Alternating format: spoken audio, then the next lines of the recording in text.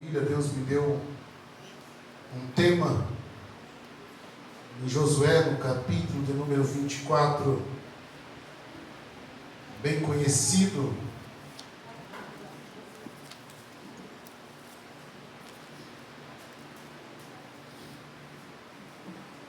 Vamos a partir do 14 até o versículo de número 25. Ah, pastor, mas eu já sei o que diz, mas vamos ler novamente. Amém? Josué, capítulo de número 24, a partir do verso 14, ou 14, diz assim: Agora, pois, temei ao Senhor, e servi-o com sinceridade e com verdade, e deitai fora os deuses aos quais serviram vossos pais, da além do rio, do Egito, e servi ao Senhor.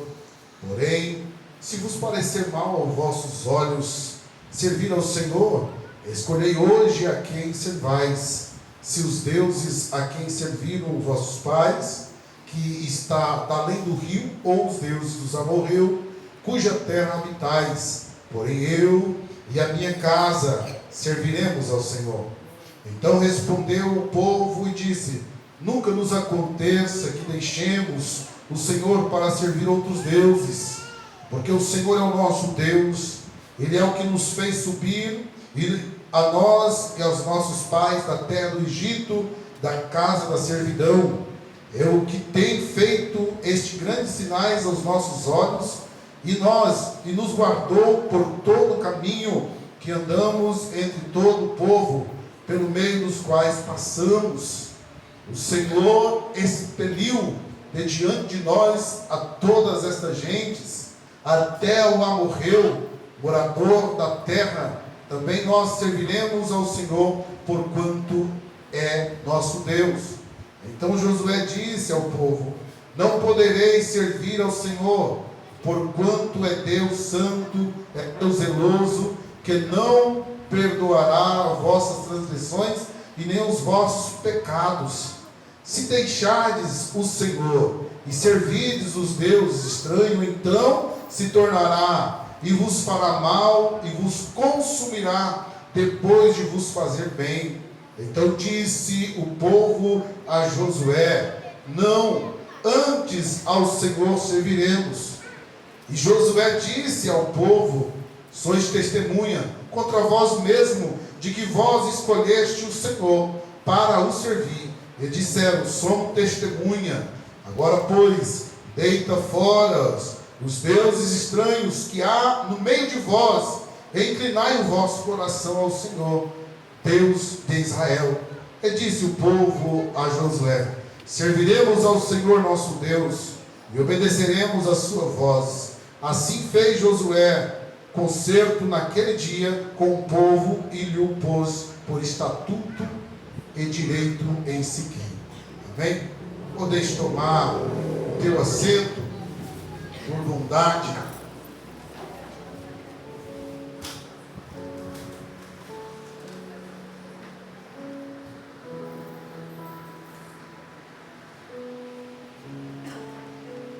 Nós sabemos que quando se trata desta instituição chamada família, tem muitos desafios que nós nos deparamos na nossa atualidade. E com essa leitura, eu quero aqui destacar somente o versículo de número 15, quando Josué diz que eu e a minha casa, nós serviremos ao Senhor. E com esse versículo eu quero trazer para os irmãos um tema: desafio de ser família nos dias atuais. Os irmãos sabem que o adversário, ele ataca de tudo quanto é lado. Não vou trazer aquela pregação para você pular, mas eu quero trazer algo que Deus colocou no meu coração há muito tempo. Eu quero compartilhar com os senhores. E eu tirei algumas coisas de uma lição que estudamos em 2020, que acredito que Deus tem preparado esta lição 2020 para o dia que está acontecendo hoje. Quando falamos família, nós falamos a família tradicional, ao qual o Senhor Jesus constituiu lá no Jardim do Éden. Quando o Senhor disse para o homem, quando o Senhor fez para ele uma adjuntora, uma companheira, uma ajudadora, e ali ele diz: olha, crescer, multiplique a terra, enche o povo. Mas aí com o tempo vai mudando as coisas, vai mudando, o mundo vai se desenvolvendo.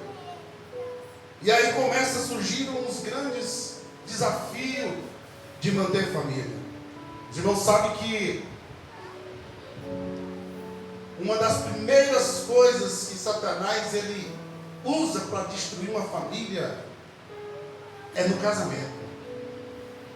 Porque são mentes diferentes, são pessoas diferentes, são pessoas que têm um pensamento diferente, mas são pessoas que não são impossíveis de viver junto. Porque se fossem iguais, não teria nem um pouco de graça. Ninguém aprenderia com ninguém. Eu não aprenderia com minha esposa e nem ela comigo. Ela não me moldaria e nem eu moldaria ela, pela minha vida, pelo meu pensamento. E hoje, muitos do casamento em si já não quer mais encarar esse desafio. Porque quando encontra um desafio familiar, a primeira coisa que pensa o ser humano: cada um para o seu lugar. Você vai para lá e eu para cá, está vivendo bem. E os filhos? E o seu psicológico da criança? Aquela instituição que o Senhor criou para a glorificação do nome dele, aonde é que fica?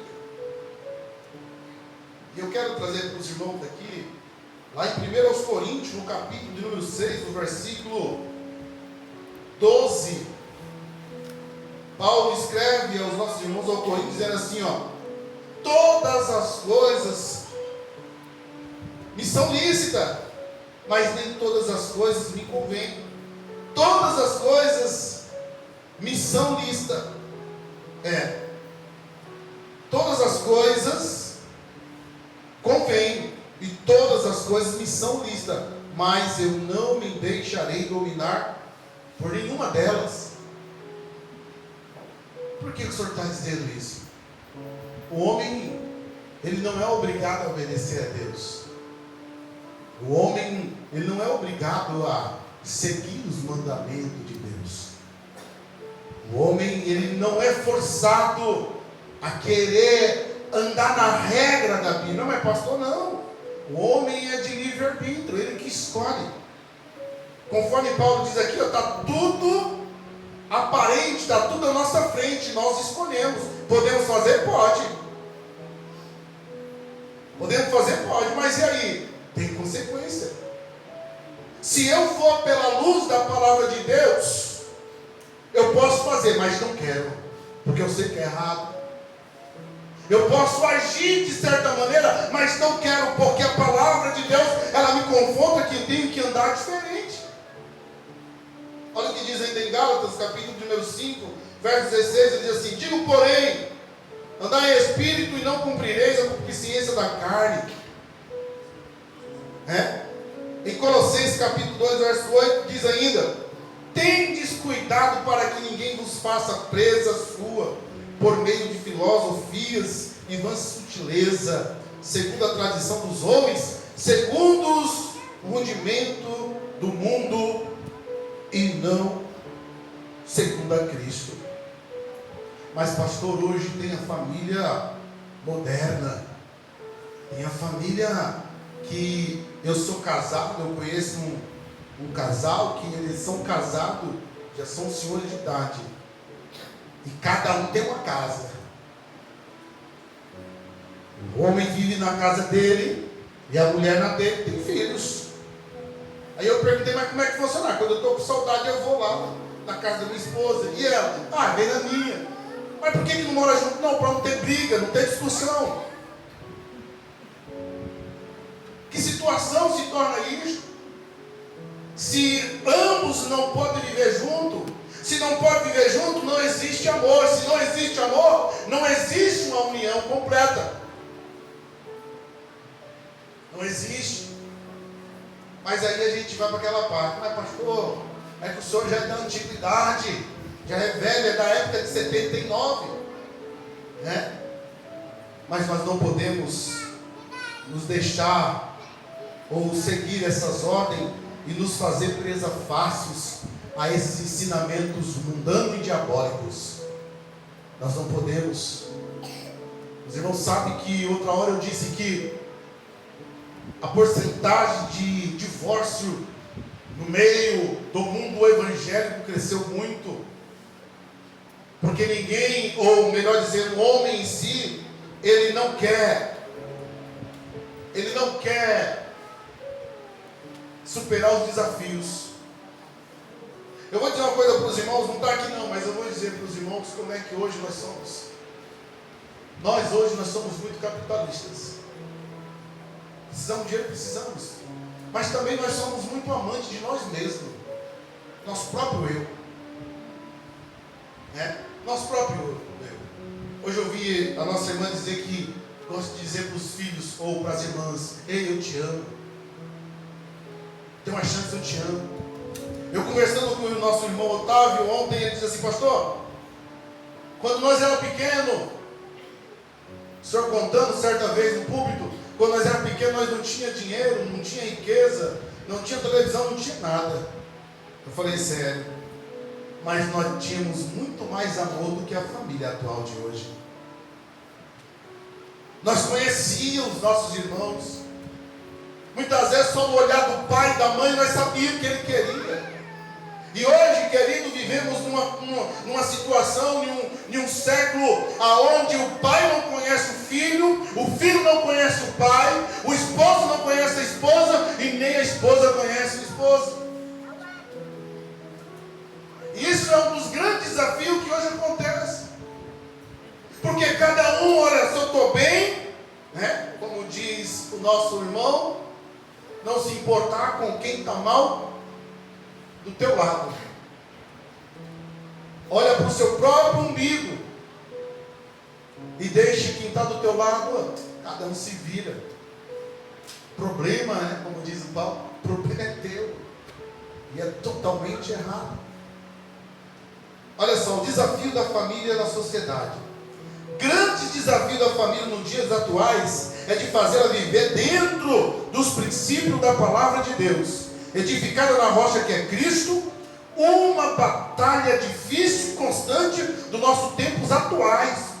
Tudo contribuiu para a inviabilidade de se viver em família, viver em família ou de vivê-la fora dos princípios bíblicos.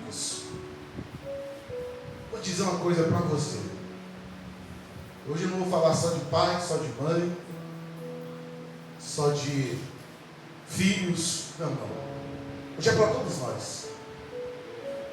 Para todos os membros. O que você tem feito para ter uma boa convivência no seu meio familiar? O que você tem feito?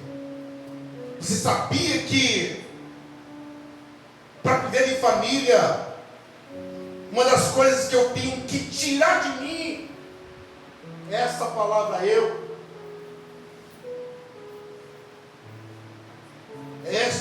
Esse sentimento eu faço, eu posso, eu sou. Ninguém tem nada a ver com isso. Tem. O pai deve satisfação à mãe, a mãe ao pai, o filho, a mãe e o pai. Temos que ter uma boa convivência, porque temos uma boa convivência, meus irmãos, nós não abrimos brecha para o inimigo entrar na nossa família e destruir a nossa família. E essa boa convivência ao qual nós podemos ter é na luz da palavra de Deus. Na luz da palavra de Deus. Lá em Efésios, no capítulo de número 5 e 6 também, fala o dever de cada personagem no convívio familiar. Cada dever. O esposo tem que amar a esposa tem que ser submissa ao marido, os filhos obediência aos nossos pais, para que a família ela vá adiante. Nós mudamos os anos, os tempos, mas a família tradicional ela tem que permanecer. Ela precisa. Mas hoje o filho manda no pai. Hoje o filho manda no pai. O pai, não, deixa. Não vou nem esquentar a cabeça, não é porque não quer ter a responsabilidade de ser um líder para comandar a sua família. Mas o pai ele tem que rugir, não, ele não tem que ser o brabão, mas na hora certa ele tem que ser o leão da sua casa. Tem que chegar assim, ele tem que saber, opa, está chegando ali a autoridade maior do meu lar. Não, os filhos não tem que ter medo, entenda-se bem. A mulher não tem que ter medo do marido. Chama-se respeito. E respeito, ele não é ganho à força, é conquistado. E não é ganho na brutalidade, porque nós não somos animais. É conquistado na benfeitoria, na palavra, na atitude, no jeito de viver. Pastor, hoje não existe família desta forma, não existe, porque nós que mudamos. Porque o nosso pensamento mudamos. Eu estava conversando um tempo desse com um jovem, e eu disse para ele assim, eu vou te falar uma coisa, sua geração, como é que vai ser? Aí ele falou assim, gente, já viu o pastor Bezak? Não, nós estávamos conversando no assunto, eu falei assim, a geração hoje que está surgindo é uma geração que não quer compromisso. Que não quer um compromisso. Um compromisso de um filho com o pai e família, um compromisso da mãe com a família, um compromisso de um pai com a família. Mas pastor, eu trabalho o dia todo, levo dinheiro para dentro de casa. Não, isso não basta. Isso é dever do pai de família, é obrigação minha. Mas o que nós precisamos é sermos o sacerdote da nossa casa. O que nós precisamos é ser o crente da nossa casa. A luz que muitas vezes meus filhos não são crentes, todo mundo, só nós dois, brilha. Brilha lá na tua casa, para que eles possam ver e sentir a vontade de estar aqui na casa do nosso Deus, fazer parte desta família. Brilha. Muitas vezes não precisa falar nada, só mesmo um testemunho. Deixa eu levar um pouquinho aqui. Hoje o que afeta, outros grandes desafios em nossa sociedade chama-se a comunicação e a tecnologia. Eita, pastor, agora o senhor vai falar dos nossos aparelhozinhos. O que Josué falou para o povo? Deita fora. Deita fora os deuses. E se eu falar para você que muitas vezes o aparelhinho, esse camaradinha tem sido Deus na minha e na sua vida? Muitas vezes você fala assim, eu vou dormir. Aí fica com o telefone. Aí vai 1 hora, 2 horas, 3 horas. Meu Deus, como o tempo passou? Não, é porque você está adorando aquilo que você está vendo. Você está se curvando diante de um aparelho. Não temos tempo mais para ler a Bíblia e nem estudar, mas temos tempo para nós ficarmos no WhatsApp, no Instagram, nas redes sociais e etc. Mas deixa eu dar aqui um pouquinho aqui.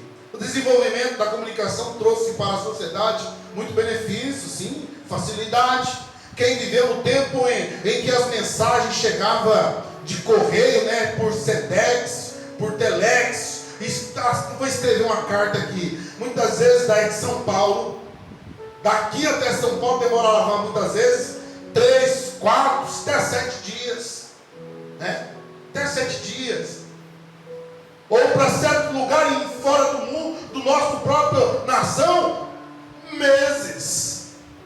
Mas hoje está muito fácil, e mesmo com essa facilidade, ainda não temos um convívio abençoado no meio da família. Por quê? Deixa eu te dizer algo. Por que isso é bom? Hoje, né? Diz assim que hoje temos aplicativo de mensagem instantânea, com WhatsApp, e até mesmo mensagem no Instagram que é rápido. Tem outros meios, Telegram, tem outros meios. Mas só que nós não fazemos os uso devido a ela.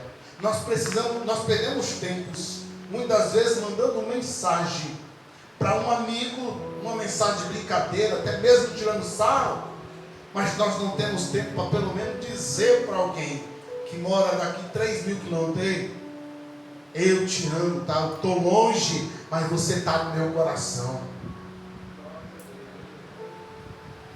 E nem quem está perto, dormimos e acordamos, passamos o dia todo, mas nem sequer diz assim: eu te amo. Mas aí quando está se vestido do paletó de madeira, aí vem os elogios, como você era especial, como você... Não precisamos esperar esse momento, porque não vai ouvir mais. O que eu preciso fazer, essa atitude, eu preciso fazer enquanto a pessoa ouve. Eu pegar um retrato, colocar aqui, não, eu homenageei alguém, coloquei aqui nessa parede, porque eu respeito. Não, o respeito tem que ser de vida. Eu vi um vídeo agora, recente, de um professor, um psicólogo, numa escola, e a pergunta que ele fazia para os alunos dizia assim: imagina se agora, fazer para a igreja, se você recebe uma notícia que o teu pai morreu, qual é a última palavra que você queria falar para ele? Ou se a esposa, ou se o esposo, ou se o filho ou filha. Eu não estou querendo mexer com o teu emocional, não. Eu não quero que você chore, não. Eu quero que nós entramos numa consciência, querido, que as pessoas que estão do nosso lado é mais importante de qualquer pedra preciosa que existe nesse mundo. Eu posso ter dinheiro, mas se eu não tenho família, eu sou um homem pobre. Eu posso ter várias casas, mas se eu não tenho família, eu não tenho alegria. Não tenho. Eu posso, querido, ser um homem milionário, ter a minha conta, ter dinheiro para gastar, mas se eu não tiver um filho para me chamar de pai, ou uma esposa para me chamar de amor, ou um esposo, seja qual for a palavra que existe no meio da família, nada disto vale. Eu converso com alguns irmãos, amigos, irmãos, ele falou assim: o homem que não gosta ou que não tem família, não tem história para contar. Não aprende. Mas vamos mais adiante um pouquinho, porque o tempo ele corre. Outra, mudança cultural pós-moderna. Aí eu pergunto para os irmãos: houve alguma mudança cultural pós-moderna no decorrer desses anos? Como houve? Como aconteceu? Olha só. Tempos difíceis, homens amantes de si mesmo, desobedientes, ingratos, mas amigo dos prazeres, está dizendo dele, do prazer dele, do corpo dele, do que amigo de Deus. Deixando a palavra de Deus, eu não fazendo uso da palavra de Deus, eu deixo de ser pai. Eu deixo de ser um líder espiritual para os meus filhos. Eu deixo de ser um pai, igual o Josué fez. Aí eu bonita do povo? Porque o povo estava distanciado, tinha mudado tudo. A Bíblia não relata, mas muitos dos hebreus já tinham casado com as mulheres, tinha abandonado a sua família, casado com outras mulheres. Tinha abandonado a sua família, vou para tal. Amém. Aí ele convoca e vem cá. Está aí, ó, escolhe qual que vocês querem adorar. Do Egito tem os deuses dos seus pais. Aqui, na terra que vocês existem, já morreu. Viva do jeito que você quer. O homem que não quer ter, o homem que não quer ter uma vida de compromisso, irmão, meu Deus. A cultura é importante porque está ligada diretamente à formação pessoal, moral e intelectual do indivíduo, inclusive na sua capacidade de relacionar-se com o seu próximo.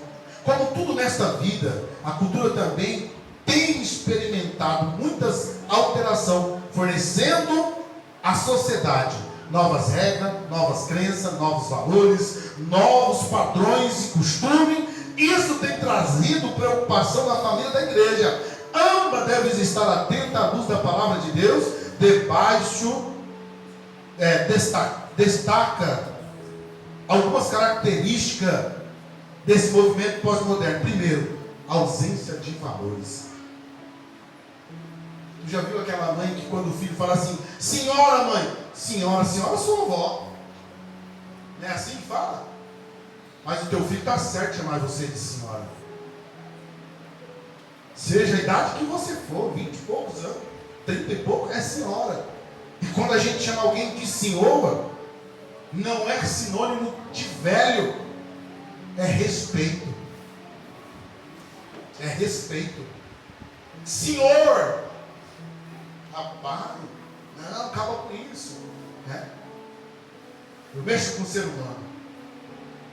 E tem pessoas que chegam lá assim, já de cabelinho branco e tal. O senhor precisa, fala de novo, o senhor precisa de alguma coisa? Senhor, está me chamando de velho? Não, é respeito. É reverência. E isso aqui eu vou te falar uma coisa. Essas regrinhas, essas regras, é ensinado em casa. É em casa. Não é na escola, não é na igreja, não é na escola dominical, em canto nenhum. É em casa. Respeito. Respeito. E isso faz parte, querido, da cultura pós-moderna que tem invertido tudo. Ah, não precisa nada disso não. As regras imprevistas ou as regras estabelecem direitos e deveres, equilíbrios entre as liberdade individual e segurança coletiva. A sociedade cresce e se evolui a cada dia. As regras e as leis também evoluem para adequar a nova realidade. No entanto, as novas regras e leis não são claras, não têm rigor. Isso faz que as pessoas se sintam assim, desorientada, desrespeitada, levando a ter comportamento fora dos valores éticos e morais. Você sabia que quando... Não vou entrar nesse assunto agora não, deixa mais para frente. Mas você sabia que quando a gente expressa essas palavras que eu acabei de dizer, por exemplo, a minha mãe, eu já falei aqui uma vez, ela não tinha estudo. Mas foi ela que me ensinou a pedir licença, a dizer obrigado, pois não há de quê, senhor, senhora, porque isso é princípio, isso aqui traz um convívio. Aí o filho fala assim: mãe, você, se eu falar isso com meu pai, se eu falasse, coitado, acho que eu estava elogiando chapa hoje.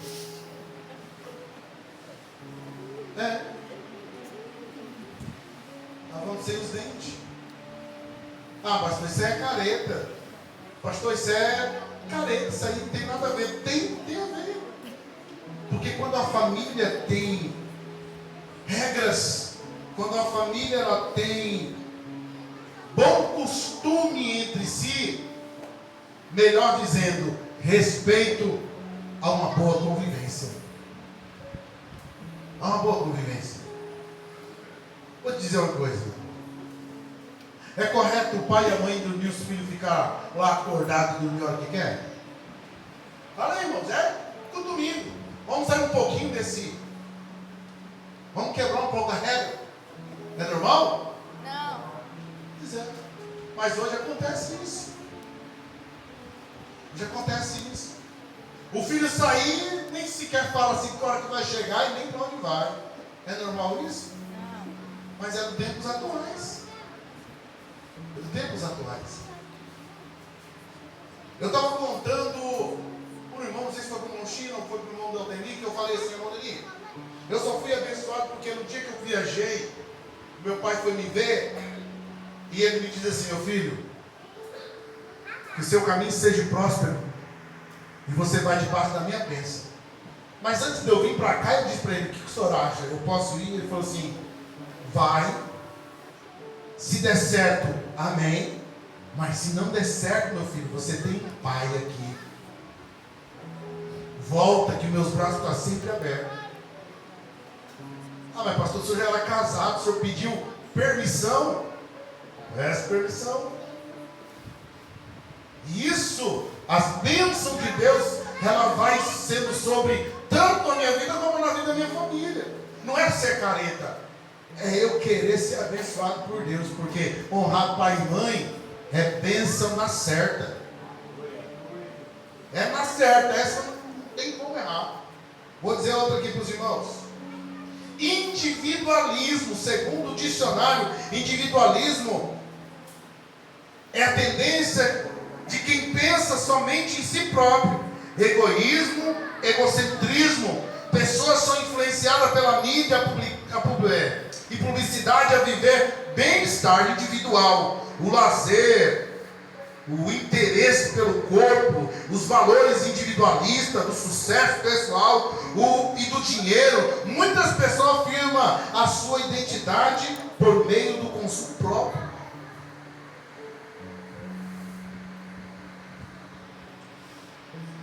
Fica com raiva de mim não, tá?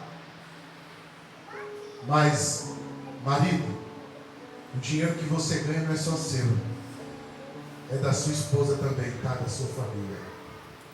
Esposa, o dinheiro que você ganha não é só seu, viu? É do seu marido, é da sua família. Ah, pastor, aí o senhor está com brincadeira.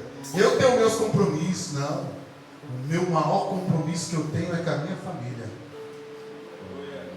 Abaixo de Deus, eu tenho um compromisso com Deus, mas aqui na terra é com a minha família. Muitas vezes, muitos pais estão deixando filhos passar necessidade, família passar necessidade, para ir para a academia, para deixar o corpo sarado. Muitas mães, da mesma forma, estão deixando o marido sobrecarregado, sabendo que a situação financeira está ruim, para ir para uma academia, para deixar o corpo sarado. Não precisa, não necessita. O que a gente precisa é se cuidar, tá bem, mas a ponto de eu ser individualista, está prejudicando, está acabando com o casamento, está acabando com a família. Sabe por que hoje acontece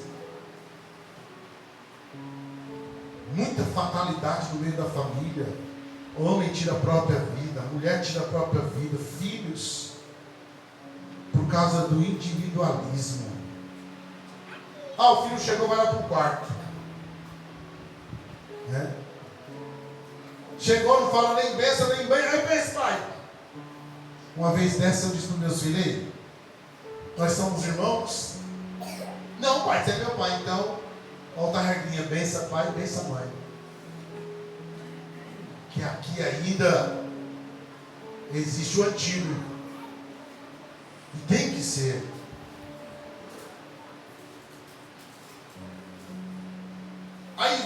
mistura real, ou a mistura do real e do virtual.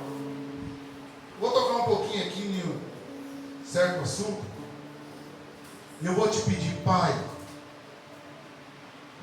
pelo amor de Deus, não estraga a sua criança dando o celular para ele.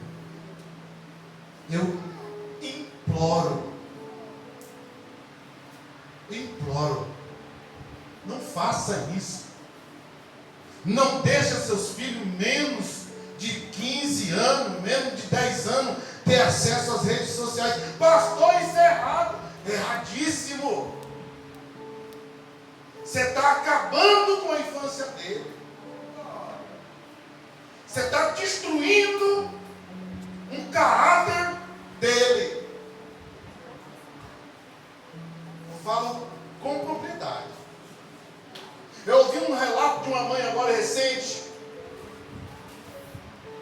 que o filho tinha acesso ao celular pequeno, e ela não vistoriava, e ele começava a assistir esses desenhos malignos, e entrava em jogo, e no jogo tinha um desafio, e no desafio dizia assim: para você subir de fase, mata a sua mãe. A criança com 7 anos de idade foi lá na gaveta, catou uma faca bem pontuda, Josué. A mãe deitada no sofá. Quando ela se deparou, ele estava levantando aquela faca para cravar no peito da mãe. Mas pastor, por que o senhor está falando isso? Isso é perigo, né? Mas e o palavreado? De onde teu filho está trazendo? As musiquinhas, né? O requebrado da cintura. Os desenhos que ele... Aqui não tem nenhum psicóloga, né? Mas eu vou te fazer um teste. Você que tem criança aqui, são nossas crianças. São nossas crianças. Senta com ele,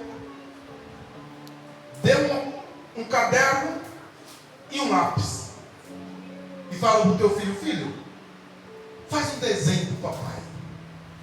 Faz um desenho para a mamãe. O que ele tiver na mente, ele vai colocar no papel. E dependendo do desenho que ele fazer, se preocupa. Se preocupa. Porque é o que ele está na mente. E é uma coisa assim tão fácil de ser dominada pelo inimigo de nossas almas, que depois que ele se torna esse dominante da mente, é muito difícil sair dali. É difícil. Aí tem o relativismo ensoberbado, né? Que não existe uma verdade absoluta, né? Eu estava dizendo ontem para o irmão que eu falei assim, na época que não tinha telefone, se nós saíssemos, nós não tem aquele negócio de variação, de mudar de lugar. Vou para tal lugar, não tinha. Estou aqui, vamos para tal canto. Não, eu falei para o meu pai que eu ia estar aqui. Se nós for sair daqui, eu vou direto para casa. Ou contar mentira. Irmão, eu estudando isso aqui, eu falei: meu Deus, será que existe membro da família que mente? Meu Deus do céu, como existe? Porque a mentira, eu vou dizer para você que é mentira. A mentira é um pecado silencioso, que depois você só colhe o fruto dela. Sabia? Só colhe o fruto dela. Mas pastor, você não vê, mas ela está ali. Mas não, você não pode dizer assim: é verdade? Está duvidando de mim? Prova. Aí, pronto. E as pessoas? Como é que fica? É uma das coisas que nós devemos ter no nosso meio da família, para acabar aqui resumindo tudo isso: sinceridade com ambos, ser verdadeiro, o esposo ser transparente para a esposa ser transparente para o esposo. Vou dizer uma coisa mais ainda: a esposa não pode ter uma amiga mais do que o amigo que é seu esposo, e não o esposo pode ter um amigo mais do que a sua amiga que é a tua esposa. Vou usar aqui no evangelista Josué. Parceria, né? Tu disse uma vez pra mim. Aí, eu e a Elaine é parceria fechada, né? Que tu disse? Né? Porque é isso que tem que acontecer. Ela olha para ele. Você não está bem. Não está bem, meu amor. Diga para mim. Ah, está acontecendo alguma coisa. Não tem mais isso. Não tem mais. Isso aí está acabando. E aí, irmãos, Satanás vem colocando ali pela brechinha que nós vem deixando aberta e destruindo a nossa casa. Pais, mãe, coloque regra, a sua regra lá na sua casa. Ensina.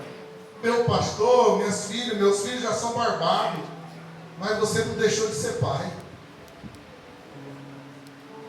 Pastor, lá em casa não tem mais criança, mas não deixou de ser pai. Cuida. Se você ama, não só de palavra, mas tem uma atitude. Fala, mas age. Respeite, proteja. Se preocupa. Irmãos, tira um dia da semana para orar pela sua esposa. Esposa pelo esposo, pelos filhos, pelo teu casamento. O que eu estou dizendo para os irmãos, Satanás não está brincando de ser Satanás. Satanás primeiro destruía a sua família que não tinha Deus, está lá no mundo, na escuro, nas trevas. Hoje o que está acontecendo é no meio da própria igreja, na luz. E nós, irmãos, estamos fazendo o que a vista nossa é normal. Não é normal isso, é anormal. E nós não podemos, para que eu possa ter uma convivência boa aqui na igreja, primeiro ela tem que começar em casa. É em casa. Para eu dizer para meu irmão, eu te amo, eu tenho que amar primeiro os meus em casa. Para que aquilo ali que eu faço em casa possa se refletir no nosso meio. Porque tem muitos que amam o irmão da igreja, mas não amam o que mora na sua própria casa. Maltrata, xinga, vou usar uma palavreada aqui, esculacha, coloca lá embaixo, está debaixo do meu pé, debaixo do teu pé tem que estar só poeira, porque a sua família tem que estar sempre no teu coração, aqui guardado, viu? Nós precisamos pagar preço pelo bom convívio no meio da nossa família, porque nós fazemos isso, nós glorificamos o nome do Senhor, viu? Está difícil, meu irmão, está difícil, dobra o joelho e ore, busque a Deus em oração, no nome do Senhor Jesus Cristo. Eu deixo essa palavra para os irmãos. Procura ter uma família na luz da palavra. Muitas vezes nossos filhos estão ficando em depressão porque nós não conhecemos nossos filhos. Estão se alimentando de coisas ruins e nós estamos, isso é normal, é juventude, é da época deles. É não, querido. Não é não. Não sei se os irmãos viram um relato agora recente de uma criança de 7 anos que tirou sua própria vida. Não foi aqui em Rio Branco, não. 7 anos. Vivia quietinho no canto. Aí, mas por que fez isso? Disse que era humilhado na escola. O pai não sabia, a mãe não sabia. E aí, como é que fica? Ore com o teu filho, é criança, ensina ele a orar antes de dormir. Vá lá, vai dormir, menino, vai no teu quarto. Não, vamos lá, vai dormir. Joelha, ore a Deus aqui com o papai, com a mamãe. Ore. E assim, meu irmão, nós vamos ter uma vida abençoada. E a nossa casa vai ser o lugar do nosso refúgio. Tem muitas pessoas que não querem nem voltar para casa, ir para aquela casa, Meu Deus, já acabou o horário. Prefere morar muitas vezes no trabalho do que estar na própria casa. É errado. Se tiver acontecendo isso, alguma coisa está de errado. Tem que mudar. A casa tem que ser o lugar que você mais gosta. Eu mesmo, quando eu chego em casa, eu não gosto nem de sair. Eu gosto do meu convívio. Que beleza, coisa boa. É estar rodeada pela minha família. Até disse para eles, os terrenos são grandes, vocês não vão comprar casa no canto não. Vai fazer tudo aqui. Ai pai, vai fazer tudo aqui. Não está perto. Mas a gente sabe que não é desse jeito, né? Vamos colocar em pé, em nome do Senhor Jesus Cristo.